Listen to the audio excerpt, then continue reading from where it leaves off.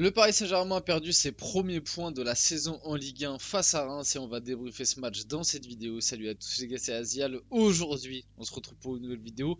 Débrief de ce Reims PSG, score final 1 partout, les premiers points perdus comme j'ai dit un petit peu plus tôt. Et honnêtement, pas mal de choses à dire, que ce soit par rapport au match, où il y a des trucs qui ont clairement manqué, mais aussi, encore une fois, un petit peu comme après le match face à Girona. L'avis un petit peu de tout le monde et même j'ai envie de dire l'avis de la commu PSG parce que moi j'ai vu des trucs après ce match nul où vraiment j'avais l'impression que le PSG sortait de 5 défaites d'affilée, qui venait de se prendre 4-0 par Reims et qu'on n'avait pas vu le jour.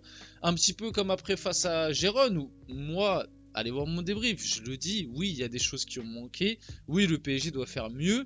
Maintenant qu'on vienne me parler de miracle alors que le PSG a mis 2 XG, 70% de possession, un nombre d'occasions incalculable et que de l'autre côté Gérone n'a même pas a cadré une frappe dans le match et n'a pas été dans le camp parisien pendant les 90 minutes.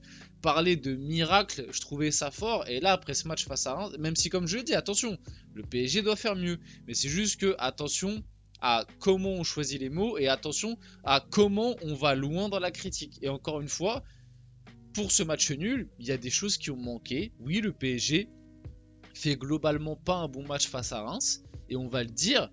Maintenant, venir encore une fois parler de PSG catastrophique, de PSG qui doit se remettre en question, de ah vous voyez finalement c'était pas le bon chemin, ah faut tout changer, ah vous voyez fallait recruter ci, fallait recruter ça et un tel et un tel.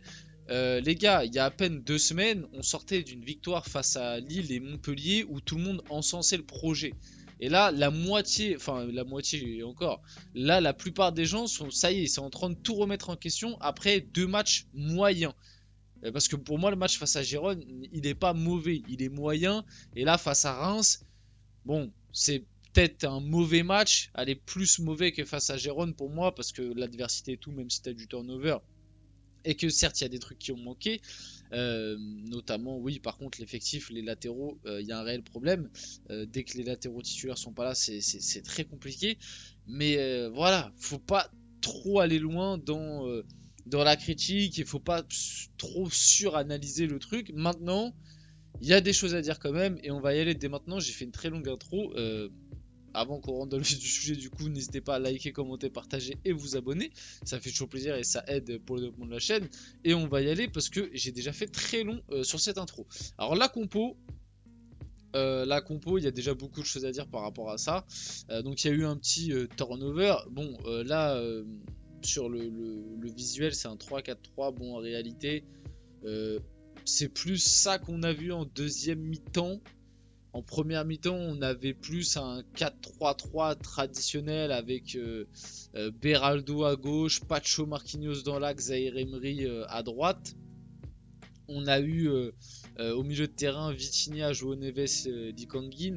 Et devant, on avait Barcola à gauche, Colomwani à droite et Désiré Doué dans l'axe, un peu dans ce rôle de faux neuf. Que d'ailleurs, personnellement, j'ai pas trouvé dégueu Désiré Doué dans ce rôle-là. C'était pas fou non plus, mais moi sur la première mi-temps, c'est l'offensif que je ressors le plus. Il y a Colomoni aussi, ça a été le moins bon des trois, ça a été Barcola. Et Barcola, c'est vrai que ça commence à être inquiétant. Il y a eu la rentrée de Dembélé aussi qui a été très bonne. Et tu vois quand même que Dembélé, comme j'avais dit dans mon débrief face à Gérone, en fait le problème de Dembélé c'est que face à Gérone il est frustrant et t'as envie de dire qu'il fait un mauvais match parce que il te rate cette occasion qui est immanquable et même il y a des déchets et tout où t'es frustré, mais en même temps quand t'analyses bien le match, bah Dembélé face à Gérone c'est le seul qui propose quelque chose. À côté de lui, t'as eu Asensio qui est sorti très rapidement. Après, tu as eu la rentrée de Colomoni qui était pas mal, mais j'ai quand même trouvé Dembélé plus impactant, ce qui est en soi logique, mais voilà. Et t'as Barcola qui avait été invisible. Donc finalement, Dembélé, ça restait quand même ton offensif le plus dangereux, même si c'est pas un bon match. Et encore une fois, là, il rentre, il marque, il est buteur, on le verra juste après, et bah voilà, ça reste le mec qui impacte le plus, qui déséquilibre le plus une équipe, qui même s'il y a du déchet, même si Il y a toujours des choses à redire, mais c'est Dembélé avec ses qualités et ses défauts. On pourra plus le changer maintenant et il faut l'accepter. Donc voilà. Le milieu de terrain, moi j'ai été déçu. Si je dois être honnête, et Vitinha, je ne l'ai pas encore trouvé hyper frais. Euh, ça fait 2 matchs aussi où Vitinha, je trouve. Alors il y a la blessure, je pense que ça explique beaucoup. Lee Kang-in, je préfère au milieu parce qu'en deuxième mi-temps il est repassé un petit peu à droite et Colomoni était plus rentré dans l'axe. Moi perso, Lee Kang-in je le préfère au milieu. Dès qu'il joue sur un côté, je suis moins fan. Zaire Emery du coup qui faisait ce rôle un petit peu de rentrer dans le milieu de terrain quand le PSG avait la balle. João Neves par contre j'ai beaucoup aimé. Beraldo ça a été catastrophique. Beraldo latéral gauche c'est catastrophique et le pauvre en plus ça ne lui sert pas. Il faut que Luis Enrique se rende compte, ça ne lui sert pas. Limite j'aimerais, même si je pense que ce serait pas ouf non plus, mais j'aimerais qu'on teste plus Pacho. Parce que Pacho, au moins, il a des qualités physiques qui font que Beraldo, en plus de pas être un latéral de base, il est pas rapide et il est pas très agile, il se retourne pas très rapidement, il a beaucoup de mal dès qu'il joue des ailiers un peu virevoltants.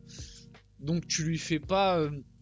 tu lui rends pas service en fait en l'utilisant à ce rôle là parce que du coup Beraldo, moi je trouve qu'il est très souvent pris à partie par la commu PSG, il est très souvent critiqué, alors que le gars, il joue pas à son poste, il est encore jeune, ça fait même pas un an qu'il est au PSG, et moi je le dis, je le répète, mais à chaque fois qu'il joue dans l'axe, je le trouve pas si mauvais qu'on veut nous le faire croire, je le trouve même plutôt intéressant.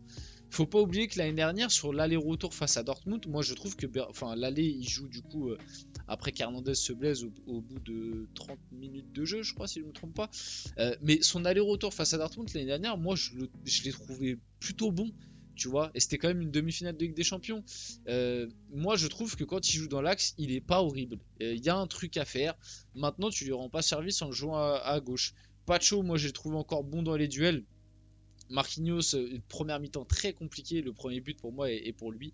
Et Safonov, le pauvre, il a pas encore eu grand chose à faire. Et là, pareil, Safonov, il s'est encore fait prendre par la patrouille. Hein, ça l'a encore critiqué, alors que le pauvre, bon, il prend un tir, un but. Même si c'est vrai que sur le but qu'il prend, peut-être que si on a Donnarumma, on le prend pas.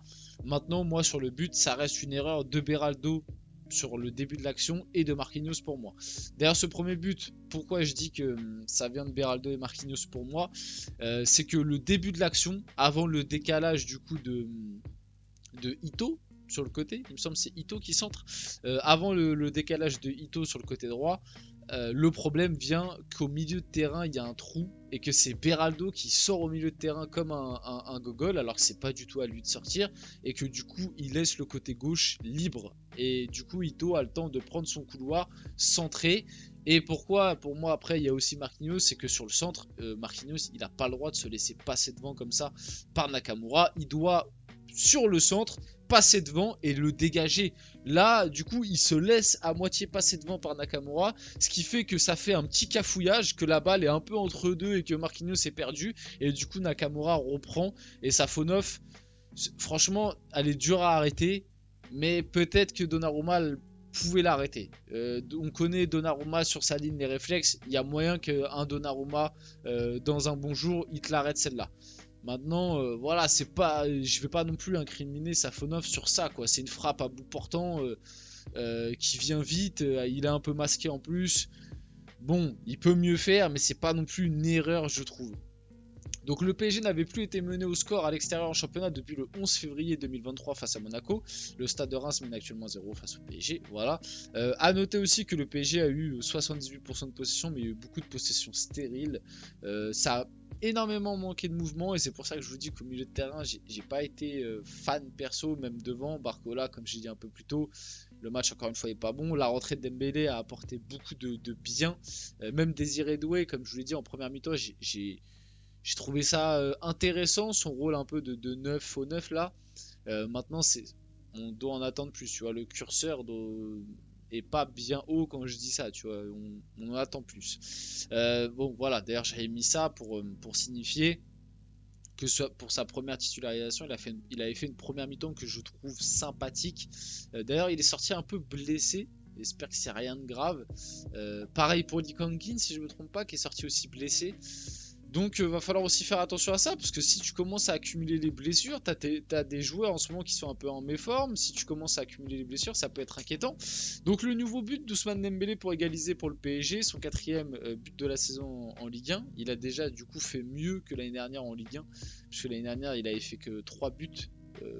Toute compétition, je crois qu'il avait fini à 6 ou 7, mais en Ligue 1 c'était 3, donc il a déjà fait mieux que l'année dernière en Ligue 1. Donc 4 buts sur ses 4 derniers matchs en Ligue 1, donc c'est quand même pas mal. Maintenant, on va quand même attendre un peu sur les gros matchs parce qu'on a vu face à Gérone qu'il y avait encore des petits soucis par rapport à ça.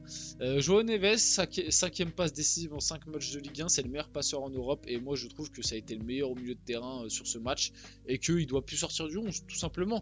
Donc voilà pour finir le match, le PSG a perdu ses premiers points. Maintenant, on va attendre le prochain match pour faire un petit peu une analyse plus complète. J'espère que cette vidéo vous a plu. Si c'est le cas, n'hésitez pas à la liker, commenter, partager et vous abonner. Les gars, c'était Azial. Et on se retrouve très rapidement pour une prochaine vidéo.